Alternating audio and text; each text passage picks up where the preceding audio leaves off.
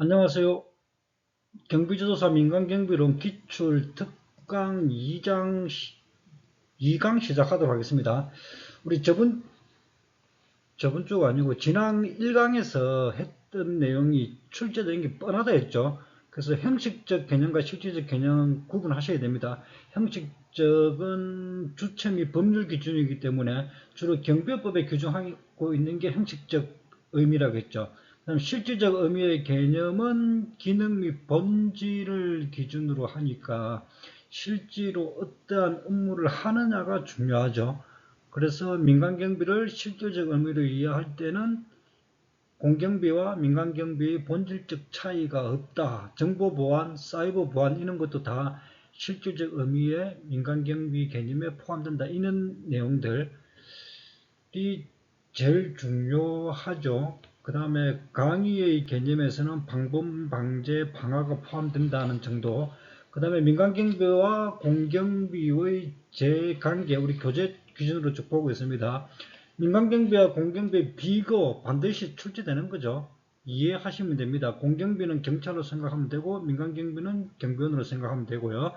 민간경비 성장의 배경 이론, 경제환흥론, 수익자 부담 이론, 공동화 이론, 이익집단 이론, 민영화 이론, 공동생산 이론. 우리 책 교재에 있으니까 어느 책이든지 다 있죠. 이 내용들이 그냥 매년 출제된다고 생각하시면 될 겁니다. 오늘은 우리 타겟 교재 기준으로는 우리 제2장이죠.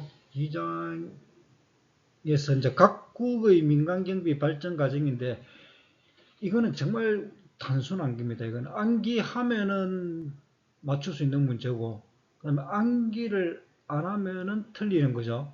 그래서 알 수 없이 좀 외울 수밖에 없습니다. 외워야 되는데 이것도 우리 문제가 뒤 문제편에 엄청 많이 있으니까 문제를 좀 많이 풀어보시면은 거진 다 외워질 거면 지죠.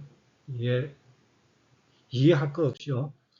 그래서 제2장 각국의 민간경비 발전 과정이라 해서 뭐 진짜 영국부터 쭉 나오는데 우리 교재는 고대 민간경비도 우리가 영국 외에 다시 제1절로 빼서 서술하는 교재도 있긴 한데 저는 그냥 영국 안에 넣어버릴게요. 이거 넣어서 설명할게요. 왜냐면은 굳이 뭐 영국도 문제가 몇 문제 안 되니까 고대는 하여튼 영국은 아니고 영국보다 더 이전에 그냥 고대 민간 경비를 별도의 절로 해서 쓰고 있는데 그 뭐 내용이 워낙 적으니까 같이 봐도 될 겁니다. 그래서 고대 민간 경비에 관한 설명으로 옳은 것은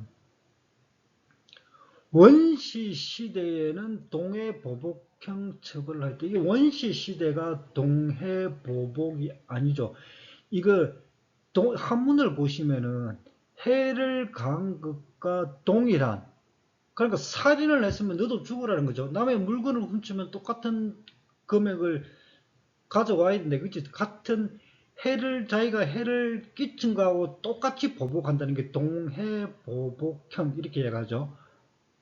이걸 다른 말로 탈리오 법칙 이렇게 이야기합니다. 탈리오 법칙 우리 책 각주에 있죠. 그 다음에 이걸 또 다른 말로 하면 이에는 이 눈에는 눈 있죠. 이거 속담입니까 격언입니까? 이에는 이 눈에는 눈, 이것도 다 동해보복형입니다. 이 동해보복형 처벌을 한 거는 하무라비 법전이죠. 우리 하무라비 하면은 좀 왠지 용어가 좀 무서워 보이죠. 하무라비 이러면은 그때 나온 게 동해보복형입니다. 그리고 함무라비 법전이 최초의 성문 법전이죠. 우리 이거 고대 바빌론 왕이었던 함무라비가 최초의 성문 법전을 편찬했는데 이때 성문 법전은 그 종이에 한 거 아닙니다. 돌에 새겨놓은 거죠. 글자로 써져 있다는 거지. 요즘처럼 종이에 있었던 건 아니고 돌에 써져 있었던 거죠. 그래서 하여튼 이 함무라비 시대에 최초의 성문 법전인 함무라비 법전이라는 게 나왔으니까 원시 시대는 아니죠. 그 다음에 공경비와 민간경비가 분리된 시대는 하무라비, 드디어 법전이 나왔으니까 이때부터 민간경비와 공경비가 분리되기 시작했다라고 보죠. 그래서 2번이 맞는 질문이네요. 성문법전이 나왔으니까. 3번에 그리스 시대에는 법 집행을 위한 최초의 국가경찰이 자경단은 제도, 이건 암기할 수밖에 없습니다. 자경단은 제도는 로마 시대죠. 여기 해설해 보시면 그리스 시대 최초 국가경찰은 치안 책임자 제도, 이거 다 번역한 거긴 한데 치안 책임자 제도를 운영했지 자경단원을 제대로 운영한 거 아닙니다. 이 자경단원 제도는 로마, 이거는 그냥 외우시기 바랍니다. 로마가 자경단 제도고 이 그리스 시대는 치안 책임자 제도를 운영했죠. 간혹 이것도 띄엄띄엄 출제되긴 하죠. 4번에 로마 시대는 최초의 무장수도 경찰을 운영하였으며 민간경비가 크게 성장하여 경비 책임이 개인에게 기속되었다. 최초의 무장수도 경찰은 로마 시대죠. 로마는 로마는 맞는데 이게 무장이 아니죠. 무장은 비무장이죠. 그래서 로마 시대는 최초의 비무장이에요. 비무장 수도 경찰을 운영하였다. 이렇게 보는 게 맞죠. 그래서 이 지문도 이게 2022년에 나온 거잖아요. 이때 나오면서 이제 이 지문들이 실제로 기본서 수험서에 들어왔던 거지. 이 지문도 우리 일반적인 수험서에 흔히 있던 내용들은 아니었습니다. 이것도 출제위원들이 자기들이 보는 책으로 한 것 같아요. 이것도. 5번의 고대 민간경비에 관한 설명으로 옳지 않은 것은 고대 그리스 도시국가에서는 최초의 국가경찰인 자경이 또 나왔네요. 이게 두 번 나왔죠. 자경단원 제도가 있었다. 이 자경단원 제도는 로마 시대라고 했죠. 요즘 그리스라 했잖아요. 이게 틀렸죠. 로마 시대가 자경단원이고 그리스 시대는 치안 책임자 제도라고 했죠. 밑에 해설해 보시면은. 그래서 1번이 틀렸죠. 하무라비 시대는 정부와 법 집행을 할 수 있고 개인에게 책임을 부여할 수 있다. 그렇죠. 법전이 생기면서 정부가 공식적으로 법 집행을 했죠. 그 다음에 개인에게 책임을 묻는 거죠. 3번에 고대 로마 시대에는 지배자가 통치하는 군대가 운영되었으며 이들은 최초 비무장, 또 나왔네요. 비무장 수도 경찰로 간주된다. 4번에 원시시대의 대표적인 경비 형태는 이게 진짜 원시시대. 원시시대는 우리 절벽, 동굴, 수상가옥 이런 걸로 우리 경비를 했다고 하죠. 자연적 경비 형태잖아요. 절벽이라든지 동굴 같은 경우가. 더 원시로 가면은 우리 인간이 태어나면서부터 경비를 한다고 볼 수밖에 없죠. 우리 인간이 두 발로 걷는 것도 결국은 경비죠. 경비를 위해서죠. 왜냐하면 인간은 워낙 약한 동물이잖아요. 그러다 보니까 경계를 해야 돼. 누가 호랑이가 나타나는지 뭐 곰이 나타나는지 항상 경계를 하려면은 두 발이 훨씬 낫죠. 네 발보다는. 원래 사람도 뇌가 무겁기 때문에 두 발보다는 네 발이 훨씬 편하다고 합니다. 생물학적으로. 근데 인간이 굳이 비틀거리면서 두 발로 선 이유는 결국은 경비죠, 경비. 그 다음 두 발로 서게 되면서 또 손에 도구를 들 수 있잖아. 원시 시대, 구석기 시대는 돌을 들어서 깬돌, 막 이런 돌을 들을 수 있고, 철기 시대는 먼저 칼도 만들고 들고 했겠죠. 그거 다 경비죠. 그래서 인간이 태어날 때부터, 원시 시대부터 우리 스스로를 보호하기 위한 경비는 본능이다. 이렇게 써놓은 책을 제가 어디서 본 것 같습니다. 민간 경비론 교과서요. 저, 수험서 말고요. 그 말도 일련이 있죠. 그 다음, 이제 지금부터가 이제 각국, 영국부터 나오죠. 영국 하면 로버트 필을 알아야 됩니다. 이 외국 민간 경비 발전 과정은 사람 이름을 많이 물어보거든요. 사람 이름은 좀 기억을 할 필요가 있습니다. 그래서 영국 하면 로버트 필. 영국의 로버트 필이 행한 경찰 개혁에 관한 내용으로 옳지 않은 것은 경찰은 헌신적이고 윤리적이며 중앙정부로부터 봉급을 받는 요원들이어야 한다고 주장했다. 이 로버트 필이 경찰 개혁을 할 때는 헌신적이고 윤리적으로 맞는데 중앙정부로부터 봉급을 받는 요원이 아니고 지방정부로부터 봉급을 받는 요원들이어야 한다고 주장하는 거죠. 그 다음에 이번에 경찰법을 의회에 제출하여 수도경찰을 로버트 필하면 이거 수도경찰입니다. 수도경찰 이걸 연결해서 기억해야 됩니다. 범죄의 혼란을 바로잡기 위해서는 엄격하고 선발된 훈련된 사람으로 조직된 기관이 필요하다고 주장하였으니까 수도경찰도 만들기도 했죠. 그 다음에 교구경찰, 수성경찰, 상인경찰 등 능률적인 유급경찰을 통합하였답니다. 이것도 분리하였다라고 논 적이 있죠. 우리 항상 보면은 뭐 객관식 문제에서는 통합 놓으면 항상 분리잖아요. 경비법에서도 마찬가지고 법학개론도 마찬가지고 민간경비도 마찬가지로 이렇게 통합이 맞죠. 분리라고 하면 이렇게 틀린 거죠. 그래서 제가 첫 시간에도 말씀드렸다시피 이 민간경비론 출제위원들이 경찰행정학 교수님들이 많이 들어가거든요. 그래서 경찰행정학 교수님들이 우리 경찰학에서 나오는 그런 이론들 이런 내용들이 실제적으로 우리 민간경비론에서는 구체적으로 안 나와 있거든요. 민간경비론 책에서는 교과서에서는. 그런데 이런 깊이 있는 처음 보는 지문들이 자꾸 등장하는 거는 아마 경찰행정학과 교수님들이 경찰학 교과서 또는 그 교수님들이 배웠을 때 그 옛날 교재들 또는 번역서 또 원서 그런 걸 자꾸 참고해서 문제를 넣으니까 우리 일반적인 수험서에는 없는 지문들이 막 등장하는 거죠. 그래서 로버트 필은 수도경찰은 워낙 유명하고 이것도 그렇게 전형적인 우리 일반적인 민간경보는 수험서에서 흔히 있는 지문은 아닙니다. 이 지문도. 각국 민간경비의 법적 관계에 관한 설명으로 옳지 않은 것은 미국은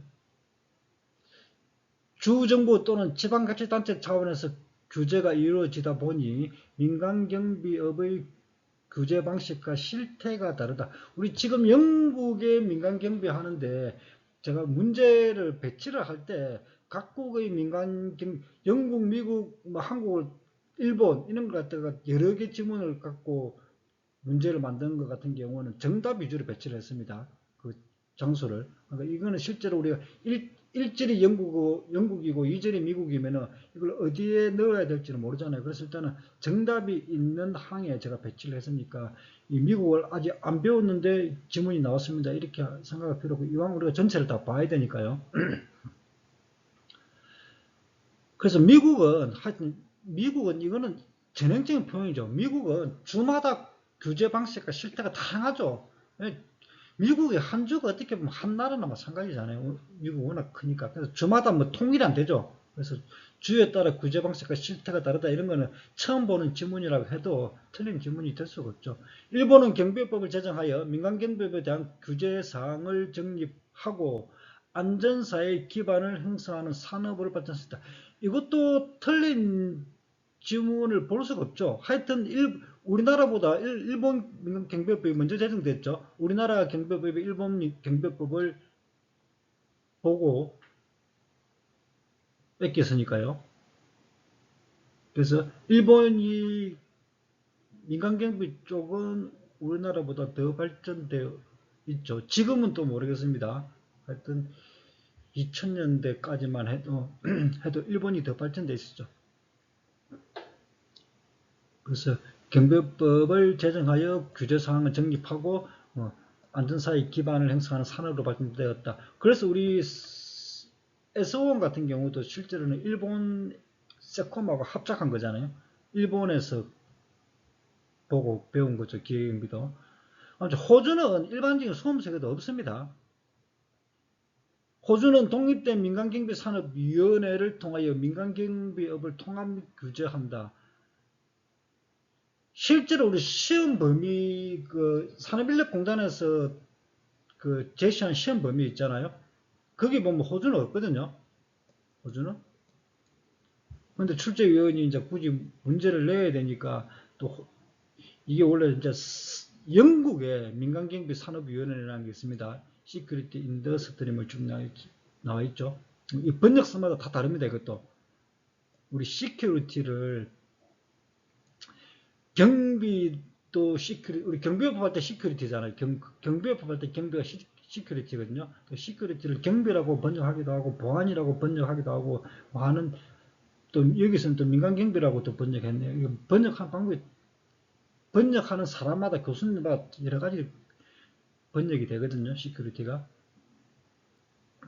그래서 하여튼 이 민간경비산업위원회라는 거는 또 다른 책에서는 이렇게 안 되어 있을 수는 있어요. 하여튼 영어 원문을 써줬으니까 이 원문대로 해서 하여튼 이거는 영국입니다. 영국, 호주가 아니고. 그래서 3번이 틀린 건데 이것도 흔한 질문 아닙니다. 이것도. 그래 보니까 이 민간경비로 문제도 변별력을 위해서 한 3-4문제는 어려운 문제를 낸다고 했잖아요.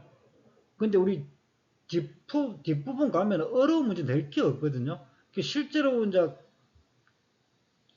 경찰 행정과 교수님들 들어가서 어렵게 내려면은 자기들이 이제 옛날에 공부했던 그 책들 보고 이런 걸 내는 거죠. 이런 거 틀리면 됩니다. 현재 한문 기출된 거라든지 현재 수험수에 있는 것 정도는 맞춰주면 되고요. 그 수험수도 없고 하는 거는 틀린다고 생각해야지. 뭐 이 한 문제 잡으려고 맞추겠다고 해갖고 그 두꺼운 경찰 역사 관련 뭐 교과서를 볼 필요는 없잖아요. 4번에 한국에서 민간경비에는 사법적 규율의 대상이므로 사인적, 이건 항상 많이 등장하는 내용이죠. 우리나라 경비원은 사인하고 똑같습니다. 사인, 일반이나 똑같습니다. 그게 어떤 의미냐면은 아무런 권한이 없다는 거죠. 물론 이제 특수경비원 같은 경우는 총을 들고 총기를 사용할 수 있는 권한이 예외적으로 있긴 있지만 우리 일반적으로 경비원은 사인하고 똑같은 지위에 불과하다 이렇게 이야기합니다. 그 다음에 2절 미국의 민간경비,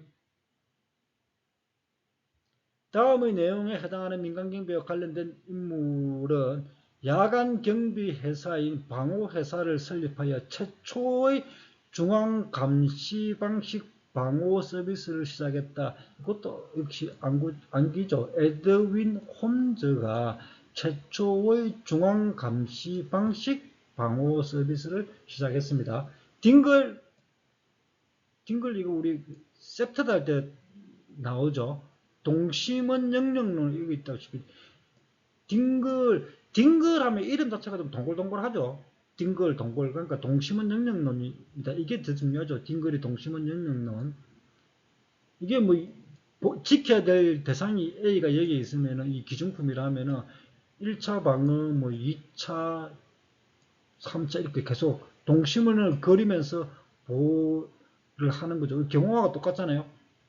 1차, 2차, 3차 이런 식으로 이런 걸 동심원 영역론이라고 합니다. 그 세테드 가서 한번 등장하는 사람이죠. 근데 핑커턴은 워낙 유명하니까 이 사람은 시험 자주 나오죠. 미국의 핑커턴은 알아둘 필요가 있죠. 이 사람이 뭐 핑커턴 하면 제일 먼저 떠오르는 게 사립 탐정업을 했다는 거죠. 그 다음에 철도경비. 우리 미국 같은 경우에는 이 책에도 자주 등장하는 내용이지만 우리 서부 개척 시대 때 미국은 서부에서 금이 많이 나왔죠. 그래서 그 서부에서 금을 캐서 그럼 동부로 옮겨야 되잖아요. 동부가 이제 도시가 많으니까. 그러면 이 미국 일이 있으면은 여기 서부에서 금괴가 많으니까 여기 금을 캐서 이제 동부 도시 쪽으로 이제 옮길 때 철도로 옮기잖아요. 그러다 보니까 이 철도에 금을 신고 달리고 있으면은 당연히 강도들이 탈취하겠죠. 그래서 철도 경비가 막 발전했죠. 이 철도 금을 실은 철도를 경비를 잘했던 사람이 이 핑크턴이에요, 이 사람이. 그래서 유명해졌죠. 그래서 뭐 보안관도 되고 막 그런 대통령 경호도 하고 그러죠, 나중에는. 그럼 헬링 필리도 이 사람도 좀 이런 기억해야 됩니다. 이 사람은 이제 보호가 경찰대, 영국의 보호가 경찰대를 만든 사람이 헬링 필드거든요. 그래서 이 사람도 좀 기억해 둘 필요가 있습니다.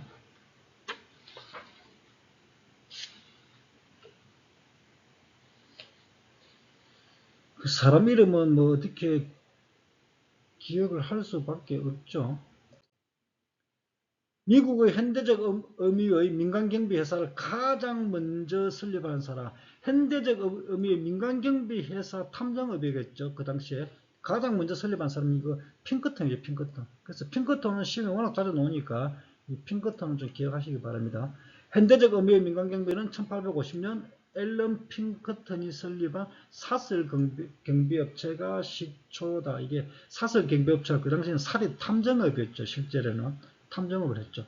그러니까 우리 탐정업이 우리 민간경비 영역이거든요. 그 지금 탐정을 우리 다른 말로 민간조사라고 하잖아요. 그래서 그 민간조사가 입법이 되면은 독립적인 법률로 만들 수도 있지만 실제로 경비업 안에 넣어도 됩니다. 우리 경비업이 시설, 호송, 신변, 기계, 특수, 혼잡이잖아요. 6개. 그 7번, 7호에 민간조사를 넣어도 상관없어요. 그런 입법이 있었습니다. 물론 이제 통과는 안 되고 임기 만료로 폐지됐지만 경비업법에 민간조사를 넣은 입법안도 있었어요. 우리나라에서. 그래서 이 탐정은 실제로 우리 민간 경비 영역이다. 그래서 지금 그 학교 같은 데나 이런 데 보면은 그 탐정 과정 이런 거 있잖아요. 그 굳이 제 개인적인 생각은 아직 안 들어도 될 것 같아요. 만약에 이 탐정 제도가 입법화되면은 그때 시험 제도도 같이 들어오거든요. 우리 경비 지도사처럼 탐정도 뭐 탐정사 자격증이 나와요. 그때 기존에 우리 다른 업체 학원에서 받은 그런 자격증은 인정이 안 되거든요. 민간 자격증은. 그래서 뭐 지금 탐정이 실제로 학원이 있죠. 우리나라에. 입법하면 안 돼. 법적으로 지금 보장만 안 됐다 보이지 사실상 탐정업이 있잖아요. 우리 뭐 뒤쪽 신부름업체 같은 경우도 실제로 탐정이죠. 그것도. 그래서 실제로 있기 때문에 그런데 취직할 때는 뭐 그런 그 학원에서 받는 민간 자격증도 뭐 도움이 없는 것보다는 낫긴 하겠죠. 낫긴 하겠지만 하여튼 탐정이 OECD 국가들은 다 있거든요. 우리나라만 없잖아요. 탐정업이. 그래서 이 탐정업이 입법화가 되면은 그때 아마 시험 제도가 들어오면은 항상 1회가 10대 있잖아요. 1회. 그래서 1회 탐정이 많이 들어온다고 하면 1회 때 좀 따는 게 좋죠. 왜? 민간경비하고 관련되는 분야이기 때문에. 민간경비의 역사적 발전 과정에 관한 설명은 옳지 않은 것은 규환제도는 범죄 대응 시 시민의 도움을 의무하였다. 이것도 알아둬야 되는 제도입니다. 이것도 영국 거죠, 영국 거. 휴 크라, 이게, 휴가 휘바람 부는 거죠, 휘바람. 이렇게. 저는 못 부는데, 하여튼, 그게 규환제도입니다. 쉽게 말해서, 도둑 잡아라! 고함 치라는 거죠. 이 크라이가 고함 치다잖아요. 그래서 휘바람 불고 고함 치고, 도둑 잡아라 외치면서 동네 사람들 나와서 같이 잡는 거죠. 그래서 범죄 대응하는 데 있어서 시민의 도움을 의무화했다는 거죠. 이렇게 무조건 고함을 쳐라 범죄가 발생하면은 그게 규환제도입니다. 규환제도. 그래서 이거는 영국 거지만 좀 알아둘 필요가 있습니다. 레지시 헨리시법은 모든 범죄를 국왕의 안정 질서에 대한 도전을부터 이 당시에 그것도 영국 거죠. 레지시 헨리시법은 범죄를 국왕에 대한 도전으로 봤다는 거예요. 그래서 우리 영국 할 때 이게 대표적인 겁니다. 영국의 우리 민간 경비 제도에 이 규환 제도하고 이 하모니가 좀 어렵죠. 우리 영어 드십시오. 휴 크라이. 규환 제도라든지 레지스 헨리시법 이것도 시험 자주 등장합니다. 1번, 2번 지금 다. 범죄를 국왕의 안녕 질서에 대한 도전을 보았다. 먼저 보호가의 주장, 요것도 영국이죠. 보호가의 주자들. 이게 보호가 길 이름이에요. 길 이름. 이 스트리트가 길이잖아요. 길. 그래서 가가 이제 길가자, 한문으로 길가자니까 가라 했는데, 그러니까 보호라는 보호라는 거리를 달리는 사람, 이 사람들이 쉽게 말하면 우리 그 기동대입니다. 기동대. 요즘으로 치면은. 그래서 보호가의 주자들을 운영을 통해서 범죄 예방에 있어서 시민의 자발적 단결이 중요시되었다. 이것도 이거 1번, 2번, 3번이 영국의 민간경비인데 다 중요한 내용들이죠. 영국 할 때는 이 1번, 2번, 3번 지문이 가장 많이 등장하죠. 알아둘 필요가 있습니다. 4번 정답만 고르는 게 아니고요. 이제 4번에 핑커턴은 민간경비회사가 노사분규에 지속적으로 개입하는 것을 정당화하고 지지하였다. 핑커턴은 노사분규에 개입하는 것이 위험하고 바람직하지 않다고 유감을 표명한 후에 노사 문제에 개입하지 않겠다고 공식적으로 밝혔죠. 이 핑크턴이 우리나라 그 경비법 공부하신 분들은 알 건데 컨택터스 사건 있죠. 컨택터스 사건이 그 컨택터스라는 경비업체가 그 수원의 자동차 부품 공장 데모하는 데 들어가서 폭력 행사한 게 컨택터스 사건이잖아요. 그것 때문에 경비업체 엄청난 타격 받았죠. 경비업체들은 다 용역 깡패다는 그런 불명예를 아는 것도 다 그 사건 때문이잖아요. 그래서 그것 때문에 오히려 민간경비 발전이 저해가 되어버리죠. 왜 민간경비가 건전한 민간경비여야 되는데 용역 깡패들이 있잖아요. 컨택터스 사건에서. 근데 이 핑크턴도 똑같습니다. 이거 물론 이거 우리나라보다 훨씬 이전이지만 이 핑크톤도 민간 경비 회사인데 노사분규 우리 경비법으로 말하면 집단 민원 현장이잖아요. 그래서 노사분규에 들어가고 해산을 시키는 업무를 핑크턴이 했다는 게 불법적으로. 그것도 미국은 총이잖아, 총. 그러니까 총 진짜 노사분규하는 사람들하고 핑크턴 그 경비원들하고 총 들고 싸운 거예요. 그래서 사람 죽고 그랬잖아요. 그래서 이 핑크턴 때문에 오히려 경비업체가 발전이 저해가 돼버렸어요. 잘 하다가 이렇게 노사분규 현장이 집단 민원 현장을 폭력으로 제압하는 바람에 우리나라도 똑같잖아요, 이거. 그래서 이 핑크턴은 노사분규에 지속적으로 개입을 못하게 돼버리죠. 그 사고가 치고 나서는. 그래서 노사분규에 개입하지 않겠다고 공식적으로 자기들 언급하고 노사분규에 더 이상 개입 안 하기로 한 거죠. 핑크턴. 20번 미국의 민간경비 사무원에 관한 설명으로 옳지 않은 것은 1. 현재 계약경비업체가 자체경비업체보다 비약적인 발전을 보이고 있다. 이거는 미국뿐만 아니라 우리나라도 마찬가지죠. 계약경비는 우리 경비업체하고 도급계약을 체결하는 게 계약경비죠. 그럼 자체경비는 경비업체하고 계약하는 게 아니라 내가 내 경비원을 뽑는 거죠. 그러니까 회장님이 있을 때 회장님이 나를 경호하는 사람을 직접 뽑아버리는 거 있죠. 그러면 회사 같은 경우 공장에서도 그 경비업체한테 도급을 주는 게 아니라 우리 자체 내 그냥 경비원을 뽑는 거 있죠. 이런 걸 우리가 자체경비랍니다. 자체경비. 자체경비가 번거로운 면이 많죠. 물론 자체경비가 계약경비하고 비교할 때 양쪽이 다 장단점은 있습니다. 계약경비도 장점이 있어요. 그건 나중에 이제 우리 사장인가 가면 배울 겁니다. 계약경비도 장단점이 있고 자체경비도 장단점이 있는데 근데 계속 지금 추세는 계약경비가 더 발전을 보이는 추세죠. 왜냐하면 더 편하거든. 아웃소싱 시키면서 계약경비는 아웃소싱 줘버리는 거잖아요. 그러면 근태관리라든지 뭐 인력관리 이런 걸 직접 할 필요가 없죠. 경비업체에서 다 해주니까. 그래서 미국도 그렇지만 우리나라도 마찬가지입니다. 일본도 마찬가지고 다 계약경비업체가 발전을 하는 추세죠.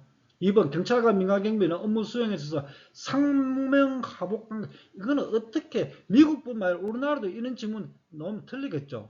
우리 민간경비가 경찰한테 상명하복 관계는 아니죠. 우리 앞에서 배운 공동 이론할 때는 오히려 동등하게 보잖아요. 민간경비나 경찰이나. 그래서 우리 민간경비론 공부할 때 민간경비와 경찰의 관계라면 다 상호보완적, 협력적 이런 관계를 말하지 상명하복이라든지 뭐 상하 직속 관계 이렇게 하면 다 틀린 질문입니다. 실무적으로 우리 경비원들이 경찰의 감독을 받죠. 경비법에서도 보면은.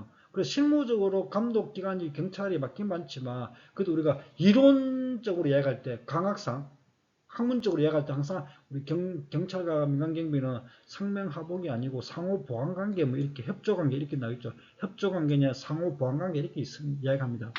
그래서 2번은 뭐 미국뿐만 아니라 우리나라도 마찬가지고 명백하게 틀렸고요. 제2차 세계대전 이후에 민간경비 사람이 급속히 발전했다. 맞고요. 우리 세계대전 터지고 나면 민간경비 발전하죠. 또 민간경비 발전하는 게 전쟁이 일어난 이후에 민간경비가 발전하듯이 또 올림픽이라든지 엑스포 이런 거 하면 또 민간경비 발전하죠. 왜냐하면 올림픽이나 엑스포 같은 그런 큰 국제적인 행사 같은 경우는 경찰이 들어갈 인력이 한계가 있죠. 워낙 많은 경비 인력이 필요하잖아요. 경찰이 다 못 들어가죠. 그래서 월드컵하고 우리나라도 월드컵이나 올림픽 할 때 민간 경비원들이 많이 들어갔습니다. 그래서 민간 경비가 그때 엄청 발달해 버렸죠. 일본도 똑같습니다. 일본도 동경 올림픽 때 많이 발달했었죠.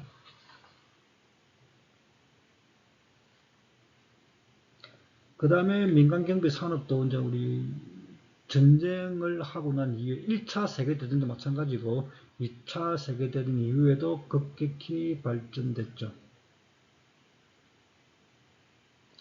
2000년 9.11 테러 이후에 국토안보부가 설치되었습니다. 이것도 좀 유명한 지문입니다. 우리 9.11 테러 다음에 이거는 민간경보에서도 중요하기도 하고 경찰학에서도 중요하기도 하고 또 재난안전학에서도 되게 중요하죠. 그리고 국방이나 보안 이쪽에서도 되게 중요한 겁니다. 이게 획기적인 사건이 있잖아요. 9.11 테러가. 그래서 9.11 테러 이후에 국토안보부가 설치되었죠. 이는 공안경비든 민간경비 산업에 발전하는 중요한 계획이다. 그리고 우리 민간경비는 일단은 사고가 터지면 민간경비 발전합니다. 우리나라 인천공항에서도 지금 민간경비 특수경비원들 들어가긴 하는데 우리나라 워낙 안전하죠. 그렇지만 만약에 테러가 실제로 발생했다든지 그런 정보가 있고 이러면은 물론 경찰도 대응을 하지만은 경찰 갖고는 또 경찰은 일반 치안도 해야 되잖아요. 그러다 보니까 그렇게 된 테러가 자꾸 발생하게 되면은 민간경비도 자연스럽게 발전할 수 있죠. 발전할 수 있죠. 이거 발전합니다. 우리나라는 너무 안전한 나라이다 보니까 상대적으로 민간경비 발전이 더딘 편이죠. 각국의 민간경비에 관한 설명으로 옳지 않은 것은 영국의 윈체스터법에는 주야 감시 제도라는 게 있었습니다. 단순 암기입니다. 15세 이상 60세 미만의 남자가 무기 비치 의무화를 규정되었다. 보시면 되고 미국의 민간경비는 남북전쟁 시대의 경계수송을 위한 아까 제가 이야기했잖아요. 경계를 주로 서부 지역에서 금을 캐서 동부로 이동한 철도로 이동하다 보니까 철도 경계 수송을 위한 철도 경비가 강화되면서 발전한 거는 맞죠. 근데 그게 남북 전쟁 시대가 아니죠. 서부 개척 시대죠. 이때 한참 금을 캘 때니까. 그래서 이 앞에 이게 시대가 틀렸죠. 경계 수송 위한 철도 경비가 강화됐다는 말은 맞는데 남북 전쟁이 아니고 서부 개척 시대죠. 이런 거는 그냥 우리 기존 책에 없던 내용들입니다. 독일의 민간경비업체는 개인회사, 주식회사, 중소기업 형태로 다양하다. 독일은 우리 시험 범위도 안 돼가죠. 그렇지만 출제되긴 했습니다. 일본의 공안위원회는 민간경비에 대한 중요 정책을 다루고 있다. 이거는 그냥 지문 맞출 어려운 지문 넣으려고 기존에 없던 내용 그냥 넣어놓은 거고 2번 정도는 풀어줘야 되는 거죠. 미국의 민간경비 발전 과정이 기이한 인물로 모든 고르면서 이것도 2023년도 기출이잖아요. 이 당시에 시중에 책이 없습니다. 저는 제가 말씀드렸다시피 문제가 나오면은 출제되고 나면 저는 이제 그 문제 해설을 달고 또 강의도 해야 되니까 다 검토를 하거든요. 그래서 이 문제는 어떤 책에서 냈는지 그다 확인은 하는데, 제가 지금 민간경비론 교과서는 거의 다 갖고 있습니다. 교수님들이 쓴 교과서, 수험서도 다 있어요. 그런데 이 문제가 2023년도에 출제됐을 때 이거 책이 없었습니다. 어디서 이거 썼는지는 모르겠어요. 역시 이것도 제가 말씀드렸다시피 경찰 행정학 교수님들이 경찰학에 나오는 그런 내용들, 경찰학에 나오는 역사, 미국 경찰학 이런 데 나온 그 원서나 번역서 보고 낸 것 같아요. 일반적인 책이 없었습니다. 그래서 미국의 민간경비 발전에 기여한 인물, 한번 출제됐으니까 이제 우리는 이 정도만 기억해주면 되겠죠. 그래서 기억니은 이어라고 포퍼, 브링크, 웰저 이 세 사람이 미국 민간경비 발전에 기여한 인물이다.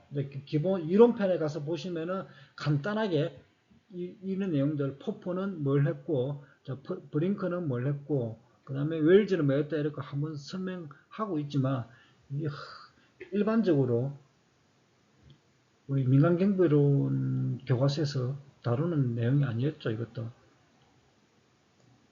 지금 허저버그는 여기서 나오는 내용이 아니고 동기 이론할 때 나오는 사람이죠.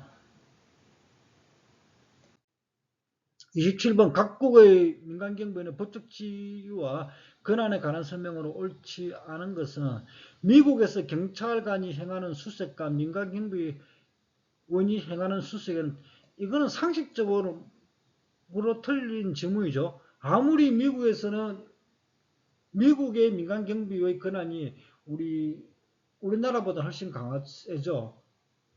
우리 대륙법계나 영미법계를 구분할 때 영미법계가 민간경비원의 권한이 더 강화되어 있는 경향이 있다고 했잖아요. 자격의식 때문에. 그래서 아무리 그렇지만 경찰관이 행하는 수색은 압수수색 같은 경우는 영장도 필요하잖아요. 근데 민간경비가 행하는 수색의 차이가 없다는 것은 상식적으로 봐도 아무리 미국이라 해도 말이 안 되죠. 이거는 일본이 틀렸죠. 이거는. 미국에서 민간경비원이 경찰과 협력 또는 기소를 목적으로 증거를 수집하여 경찰이 제공하는 대리인으로 활동한 경우 헌법적 제한이 따르겠죠. 3번 일본에서는 민간경비원은 업무의 특수성으로 인해 헌법에 규정된 국민의 권리를 침해할 우려가 있으므로 조금 틀린 이유가 없죠. 주의가 필요하댔으니까 당연히 맞는 거고. 한국에서 민간경비원이 증거를 수집할 수 있는 형사소송법상 그렇죠. 우리나라 민간경비원이 증거를 수집할 수 있는 권한 이런 건 형사소송법에 민간경비원이라는 내용 자체가 없죠. 형사소송법에는. 2번도 그냥 일반적인 지문이죠. 이것도 뭐 어떤 책을 보고 이것도 갖고 왔는지 모르겠지만 일반적인 지문이라서 책 봐도 뭐 틀린 지문인 건 없죠. 그래서 우리가 문제를 풀 때 꼭 내가 봤던 지문이어야지만 맞출 수 있는 건 아니죠. 전반적으로 우리 민간경비를 공부하다 보면은 상식선에서도 이 문제를, 이 지문들을 다 우리가 못 본 일반적인 책에는 없는 지문들인데, 그렇다 하더라도 상식선에서 1번은 말이 안 되죠. 비례기 분류한 민간경비원의 유행 아닌 것은 이것도 자주 등장하는 사람 중에 한 명이죠. 그래서 비례 이것도 그냥 암기하시기 바랍니다. 비례은 일반 시민과 동일한 권한을 가진 민간경비원, 일반 시민보다는 특별한 권한을 가진 민간경비원, 그 다음에 경찰관 신분을 가진 민간경비원, 이렇게 민간경비원을 이 세 명으로 구분했습니다. 일반 시민과 동일한, 일반 시민보다 특별한, 그 다음에 경찰관 신분을 가진 민간경비원. 군인은 없죠. 이렇게 틀렸죠.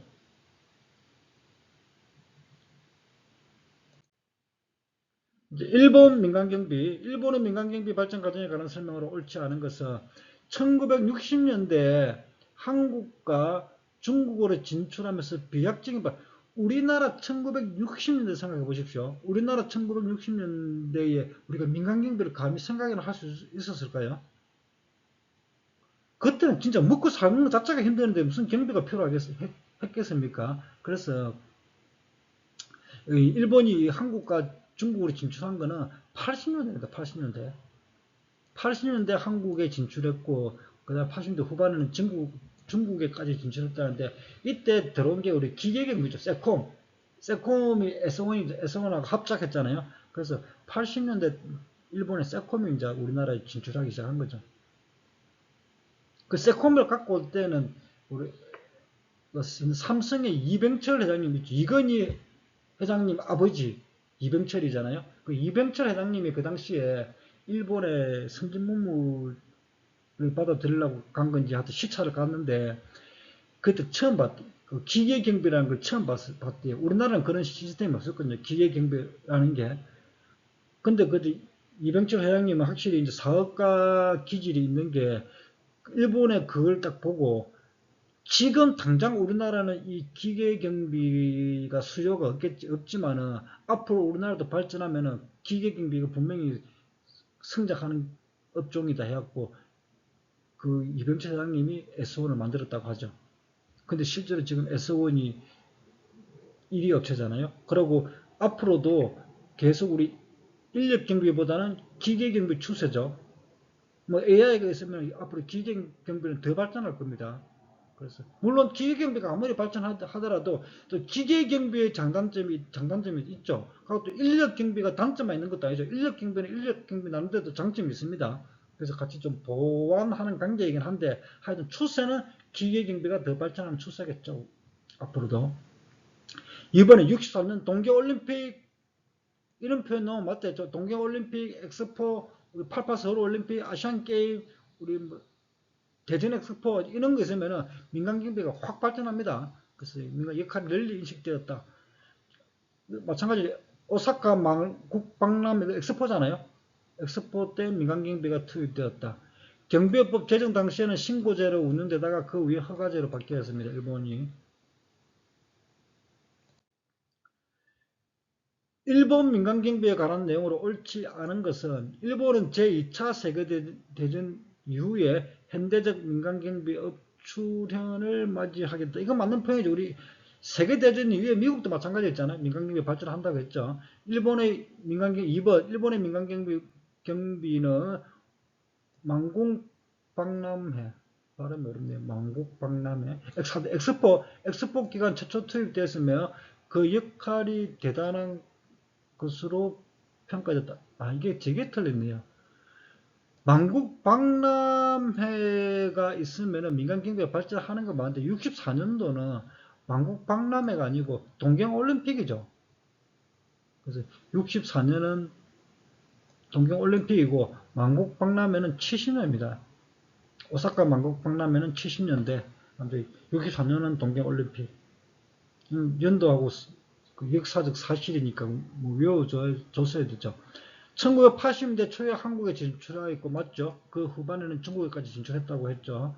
4번 일본의 민간경비는 시설, 공항뿐 아니라 핵, 근력, 운반 등 폭넓은 분야로 발전하였다. 맞죠? 시설 경비 있고 공항 보안도 하고 이 핵, 연료, 물질, 운반 이게 우리나라로 치면 우리나라는 이걸 이제 호송 경비로 갖고 왔죠. 근데 우리나라 호송 경비는 그냥 물건을 호송한 거예요. 돈, 현금이나 기중품 그런 걸 유가증권 이런 걸 운반하는 건데 일본은 그런 것뿐만 아니라 핵 연료도 운반하는 있는 호송 경비가 별도로 또 있습니다. 일본은 우리나라하고 차이점이죠. 우리나라는 이 당시에 일본 경비법을 모방할 때 그때 핵연료 물질을 운반하는 건 생각을 못했을 거예요. 그런 거는. 그러다 보니까 그런 있는 호송 경비는 안 갖고 왔죠. 시설 경비만 가지고 왔을 거예요. 일본 민간 경비의 법적 지위에 관한 설명으로 옳은 것은 민간인 지위 이상의 특권이나 권한을 부여받는다. 이런 거 없죠. 일본이나 한국이나 똑같습니다. 한국이나 일본이나 민간인 지위 이상의 특권이나 권한 없죠. 경비원들은 일반이나 똑같다 했죠. 그럼 이제 이번에 현행범 체포는 위법 승인 조각되지 않는다. 현행범 체포는 위법 승인 조각되죠. 이거는 일본뿐만 아니라 우리나라도 똑같죠. 일본이나 우리나라는 이 법적 관계는 유사합니다. 그래서 위법성 조각 사유 우리 법학 결론에 배우잖아요. 정당방위, 정당행위, 긴급피난, 피해자의 승낙 이런 거 있잖아요. 그 현행범 첩보가 정당행위거든요. 이게 정당행위. 그래서 위법성 조각됩니다. 정당 방위 나왔죠. 위법성 조각되죠. 긴급 피난도 이거 정당성이 인정되지 않는다. 이거 옳은 것은 이거 그렇죠. 그러니까 다시 제가 이거 옳은 것은 제가 작업받네. 옳은 것은 민간인 지위 이상의 특권이나 그날 부여받는다가 이거 없죠. 똑같죠. 민간인하고. 그 다음에 정당 방위는 위법성 조각되죠. 위법성 조각 사유잖아요. 그럼 4번에 긴급 피난은 정당성 인정되지 않는다. 이거 긴급 피난도 정당성이 인정되고 위법성 조각되죠. 그러니까 3번이 맞고 1번, 2번, 4번이 틀렸네요. 우리나라도 똑같습니다. 우리나라 형법이나 똑같습니다. 1번이나. 민간 경비 업무의 자격증 제도에 관한 설명으로 옳지 않은 것은 일본 겁니다. 일본 거. 일본 거냐 이거 전체를 다 물어봤네. 미국은 대다수 주에서 민간 경비 서비스에 대한 자격증 제도를 두고 있으며 점차 증가 추세에 있다. 미국은 민간 경비 자격증 제도가 있습니다.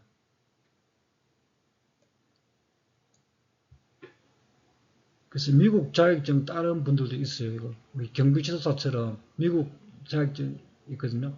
그 비용이 좀 비싸던데 하여튼 그거 공부해서 딴 사람들 제가 봤습니다. 일본은 6개 경비 업무 영역에 걸쳐서 자격증 제도를 운영하고 있다.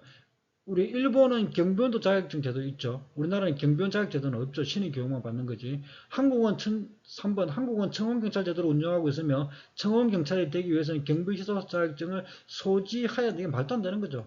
청원경찰 되는데 경비지도사 자격증 소지할 필요는 없죠. 그런데 청원경찰이 되기 위해서는 보통 서류나 면접이잖아요. 시험 보는 데도 있고 서류 통과하려면은 경력 점수가 있든지, 그러니까 유사 업종, 경비원이나 특수경비원이나 아니면 다른 데 청원경찰이나 방어중이나 이쪽으로 경력이 한 5년, 6년 이렇게 이상 돼갖고 점수를 많이 받든지, 아니면은 내가 경력이 없고 신입으로, 이제 대학 갓 졸업하고 내가 청경을 지원한다 할 때는 경비지도사 자격증이 있어야지 서류 전형 점수로 인해서 통과 가능성이 훨씬 높습니다.